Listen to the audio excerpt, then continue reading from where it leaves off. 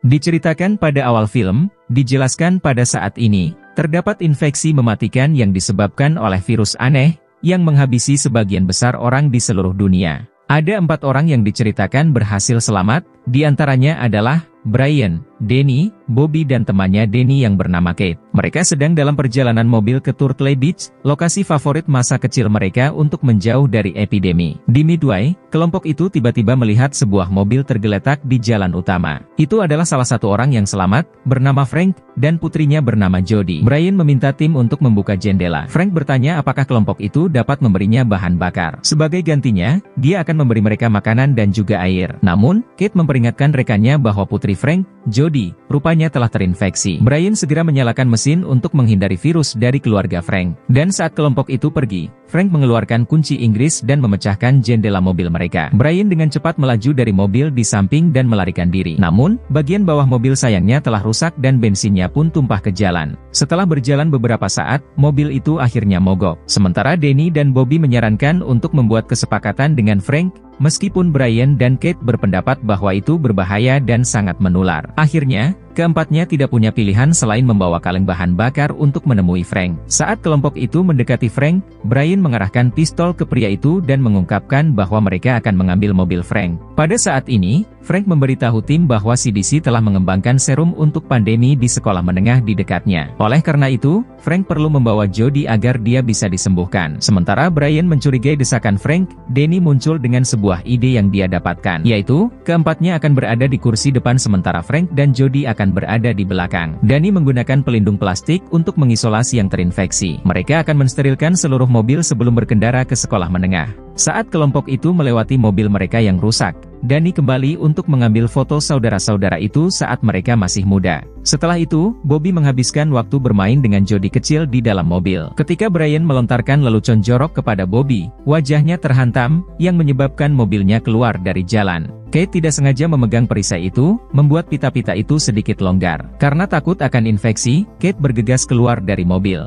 Danny mengikutinya untuk meyakinkannya bahwa dia akan baik-baik saja. Saat itu, Danny dan Kate juga melihat sebuah mobil terbengkalai di depan mereka. Danny dan Brian memutuskan untuk memeriksa mobil itu apakah mereka bisa mengambil bahan bakar darinya. Ketika mereka membuka mobil itu, ada tubuh seorang pria yang terinfeksi. Danny mencoba untuk mendapatkan kunci mobil itu. Namun, ketika dia berbalik, pria itu masih hidup dan berkata dengan begitu lemah. Danny ketakutan dan segera keluar dari mobil sementara pria di dalam masih mengetuk pintu untuk meminta bantuan. Kedua bersaudara itu dengan cepat melarikan diri dari pria yang terinfeksi itu. Pada malam hari, kelompok itu mulai beristirahat. Saat Brian dan Bobby menyelinap keluar untuk bersenang-senang, Kate dan Danny berbicara dengan Frank dan Jody. Frank bertanya kepada Danny alasan mereka pergi ke Turtle Beach. Danny menjelaskan bahwa lokasi ini adalah rumah masa kecil mereka yang jauh dari yang lain. Oleh karena itu, Brian dan Danny berpikir bahwa aman bagi mereka untuk berlindung sampai epidemi berakhir. Saat bersantai di dekat api unggun, kelompok itu melihat suara bising di jalan utama. Ada tank mengejar mobil, lalu seorang pria tertembak oleh pria lain di dalam tank. Kelompok itu segera memadamkan api dan mencoba bersembunyi dari orang-orang aneh itu. Keesokan paginya,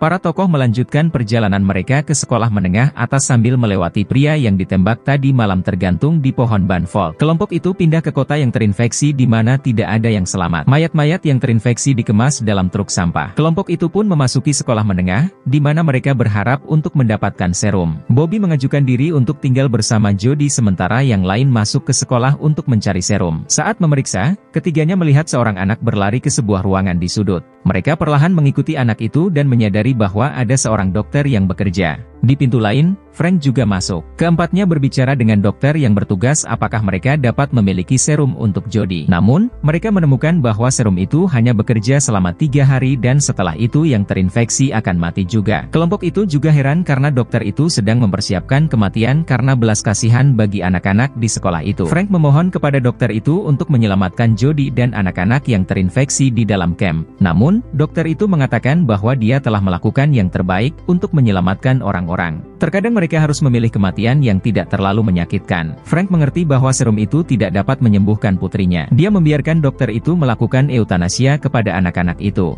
Keempatnya kemudian keluar dari sekolah. Sementara itu, Bobby bersenang-senang dengan Jody. Gadis kecil itu secara tidak sengaja mengalami masalah pernafasan, yang menyebabkannya pingsan di dalam mobil. Bobby kini harus menyelamatkan Jody dalam keadaan darurat. Jody menurunkan perisai dan meraihnya. Namun, Saat Bobby menarik topengnya agar Jody bisa bernapas dengan normal, Jody memuntahkan darah ke seluruh tubuh Bobby dan kereta dorong. Melihat keempat orang itu keluar dari sekolah, Bobby segera memasang kembali perisai dan melepaskan mantel tubuhnya. Frank masuk ke dalam mobil dan melihat Jody tergeletak di lantai. Saat Frank memegang Jody di tangannya, gadis itu bersikeras untuk pergi ke toilet. Frank menenangkannya dan mendorong Jody untuk pergi sendiri ke toilet di dekatnya. Namun, Jody terlalu lemah untuk berjalan sendiri, sehingga Frank harus pergi bersamanya. Sebelum pergi, Frank menghargai kebaikan Danny. Brian kemudian segera mendesak untuk beristirahat agar bisa masuk ke dalam mobil dan meninggalkan Frank dan Jody.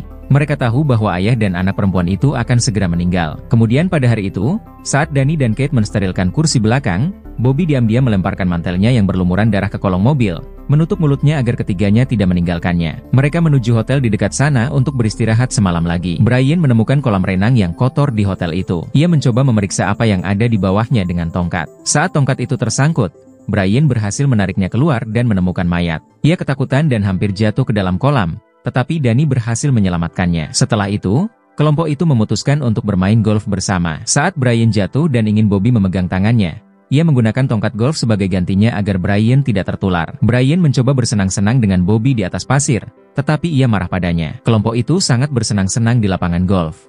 Mereka menyembunyikan bola-bola itu di dekat jendela bangunan yang hancur di dekatnya, tanpa menyadari bahwa bangunan itu ditempati oleh para penyintas bersenjata. Pada malam hari, saat Danny dan Kate berada di lobi, mereka melihat beberapa lampu di pintu. Menyadari bahwa itu bukan milik Brian, Danny dan Kate bergegas bersembunyi di dapur, tidak lupa membawa pisau untuk pertahanan diri. Seorang pria bersenjata masuk dan menyadari bahwa pisaunya telah hilang. Danny dan Kate menyelinap dan keluar dari dapur. Sayangnya, keduanya segera ditangkap. Sementara itu, Brian kembali ke hotel. Dia melihat beberapa pria bersenjata di sekitar hotel dan menyadari bahwa hotel itu terkendali. Dia memaksa seorang pria untuk mengenal mereka dan segera menyadari bahwa Danny, Kate, dan Bobby diintimidasi oleh sekelompok pria yang melindungi pakaian. Brian pun kini harus menyerah. Kelompok itu menuduh mereka menghabisi Larry, pria yang jasadnya ada di kolam renang sebelumnya, dan telah mencemari hotel. Mereka memaksa Bobby dan Kate untuk ikut. Saat gadis-gadis itu diperintahkan untuk melepaskan pakaian, mereka pun mengungkap infeksi Bobby. Karena takut terinfeksi, pemimpin kelompok itu membiarkan mereka pergi. Keesokan harinya,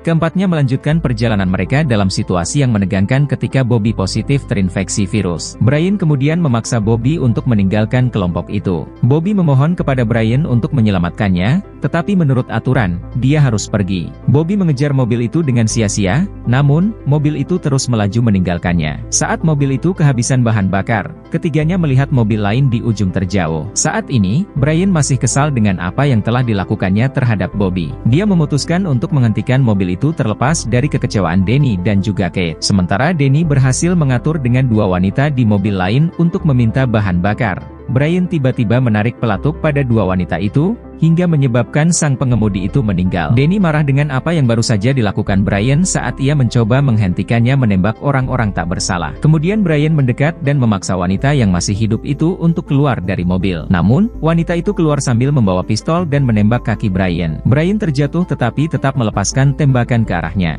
Brian kemudian tertatih-tatih ke mobil dan memerintahkan Danny untuk mengambil bahan bakar. Pada titik ini, melihat apa yang telah Brian lakukan untuk menghabisi orang-orang tak bersalah, akhirnya membuat Danny kehilangan kendali. Kedua bersaudara itu mulai berkelahi. Brian menjelaskan kepada Danny bahwa dalam situasi ini mereka harus menyelamatkan diri mereka sendiri. Jika mereka tidak menghabisi kedua wanita itu, mereka tidak dapat pergi ke Turtley Beach dan akhirnya akan terinfeksi. Danny tidak punya pilihan selain menerima kenyataan. Kini, ketiganya pun terus melaju. Kate sekarang menjadi pengemudi karena Brian yang terluka. Melihat Brian menjadi pucat, Danny menyarankan mereka untuk berhenti di sebuah rumah kosong di dekatnya untuk mencari obat-obatan atau kotak P3K untuk membantu Brian. Saat Kate dan Danny mencari cara untuk masuk ke rumah, Kate melihat jendela pecah di lantai 2. Danny kemudian memanjat dan menyelinap masuk. Dia tidak sengaja melihat seorang wanita yang terinfeksi meninggal di kursi sambil masih memegang pistol di tangannya. Danny pun perlahan mengambil pistol dari wanita itu untuk membela diri. Ketika dia memasuki kamar tidur, dia melihat seekor anjing liar memakan tubuh seorang pria yang terinfeksi. Ketika Danny melihat beberapa obat di meja di dekatnya, dia perlahan mendekat untuk mengambilnya sehingga anjing itu bisa meninggalkannya sendirian. Namun, dia tidak sengaja menjatuhkan sebuah stoples, hingga hingga membuat anjing itu mengetahuinya. Setelah itu, anjing itu pun menyerangnya dengan agresif. Danny pun terpaksa harus menghabisinya dengan pistolnya. Dan kemudian keluar dari rumah, dengan darah anjing di seluruh bajunya. Danny menjelaskan kepada mereka apa yang terjadi. Dan ketika merawat luka Brian, Danny menyadari tentang Brian yang juga terinfeksi. Danny menemui Kate setelah itu untuk mengatakan yang sebenarnya. Kate ingin meninggalkan Brian,